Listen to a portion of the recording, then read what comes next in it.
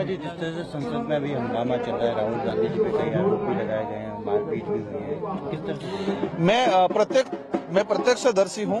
हमारे लिए तो सभी पार्टियां समान हैं, लेकिन जो सही है उसको सही और गलत है उसको गलत। लोकतांत्रिक व्यवस्था में जो सत्ता में होते हैं वो आंदोलन नहीं करते हैं, सत्ता में जो होते हैं वो आंदोलन नहीं करते हैं, विपक्ष में होते हैं वो आंदोलन करते हैं, वो रैलियां करते हैं। उस दौरान जो अमित शाह जी द्वारा जो बयान आया, हो सकता है उन्होंने किस वे में बोला, लेकिन एक जिस तरह से वो बयान सामने आया, लोगों के अंदर अम्बेडकर जी को मानने वाले लोग पूरे देश के सभी वर्ग के लोग हैं, तो सबके दिलों पे ठेस पहुंची। तो विपक्ष के लोगों ने, सारे लोगों ने मिलकर इसको कहा कि इनको आप क्षमा प्रार्थी कर लो। आज मैं सांसद, मेरे से कुछ गलतियां हो जाती है तो मुझे क्षमा मांगने में क्या दिक्कत है। तो उस बात को लेके शांतिपूर्वक तरीके से सदन के अंदर प्रवेश कर रहे थे विपक्ष के लोग, हम सब भी साथ में थे। भाजपा के अचानक सारे सांसद आते हैं, आम सामने खड़े हो गए, अंदर प्रवेश नहीं करने, धक्का मुक्की होती है। और जो सांसद जो गिरे हैं वो हमारे साथी हैं, हमें भी तकलीफ है, उनको चोट पहुंची, लेकिन राहुल गांधी जी का वहां दूर दूर तक कोई संबंध नहीं था।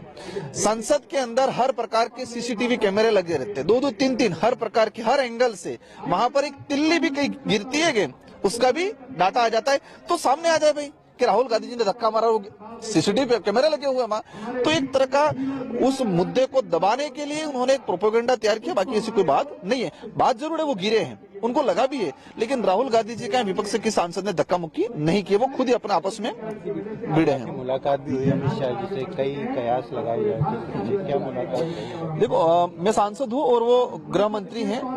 एक शांतिपूर्वक और शांतिपूर्वक क्या शानदार मुलाकात रही। हमने हमारे क्षेत्र की जो डिमांड है उनके सामने रखी है। मोदी जी से मुलाकात हुई, हमने हमारी जो डिमांड है, हम जिन मुद्दों पे काम करते हैं उनको कहा है कि आपकी सरकार है, अगर आप सच में देश हित में, आदिवासी समुदाय, दलित के हित में, पीड़ित के हित में सोचते हो कि इन मुद्दों पे काम करो। और मैं आपके चैनल के माध्यम से भी कहता हूं कि प्रधानमंत्री जी ने मुझे आश्वस्त किया कि अवश्य हम लोग इन पे काम करेंगे। एक शानदार मुलाकात रही हमारी उनके साथ। सरकार के 1 साल हो गए हैं, आपको कैसा लग रहा है? प्रदेश में कोई काम हुए हैं कि? देखो, ये तो मुझे बताने की जरूरत नहीं, भाजपा का कार्यकर्ता ही बता देगा, भाजपा के लोग ही बता देंगे कि क्या स्थिति है।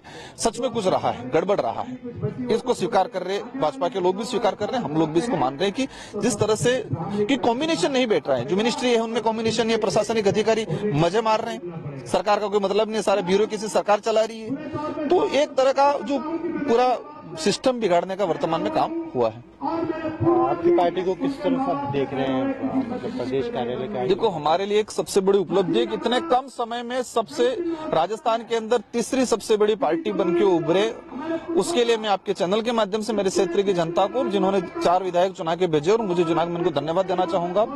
और हमें उम्मीद है कि हम इस इलाके के अंदर भी शानदार तरीके से भारत आदिवासी पार्टी का ग्रोथ होगा। गठबंधन को लेकर आपसे तो पार्टी। Thank you. स्पीकर सवाल उठाए थे, आपका भी कहना था कि ईवीएम में कहीं ना कहीं गड़बड़ी है, कोई नहीं बोला।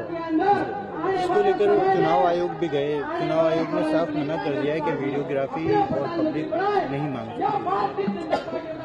ईवीएम का जो इशू आ रहा है देश लेवल पे, उसको लेके विपक्ष खुद असमंजस में था। पहले आपको ध्यान होगा 2023 का जो रिजल्ट आया, उस दौरान कांग्रेस के कुछ नेताओं ने कहा था ईवीएम में गड़बड़ी है। उसी दौरान कांग्रेस के वरिष्ठ लोगों ने उस समय उसको खंडन किया था उस बात का, और जिसने ये बयान दिया था उसके खिलाफ बोले थे। लेकिन आज देश लेवल पे विपक्ष मजबूत पार्टी के रूप में कांग्रेस आज उठा रही है इस बात को, और हम लोगों ने भी देखा है। तो आज एहसास हुआ है कांग्रेस के लीडरों को कि ईवीएम में गड़बड़ है। और हम जहां तक मानते हैं, एक मशीनरी सिस्टम, इतने डेवलप देश बैलेट पेपर से चुनाव करा रहे हैं और मशीनरी चीजें हैंग हो सकती है, इसको नजरअंदाज कोई नहीं कर सकता। कई लोगों ने इसको चैलेंज किया है कि हम हैंग करके देंगे। आप पार्टी के जो अध्यक्ष है मुख्यमंत्री जी अरविंद केजरीवाल ने भी इस बात को कहा।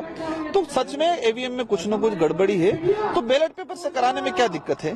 तो उसको लेकर देश लेवल पे मुहिम छेड़ रही है और हमारी पार्टी भी इस मुहिम के साथ है। विधायक जी से, विधायक जी को संभालो, ये जयपुर ये संभालेंगे।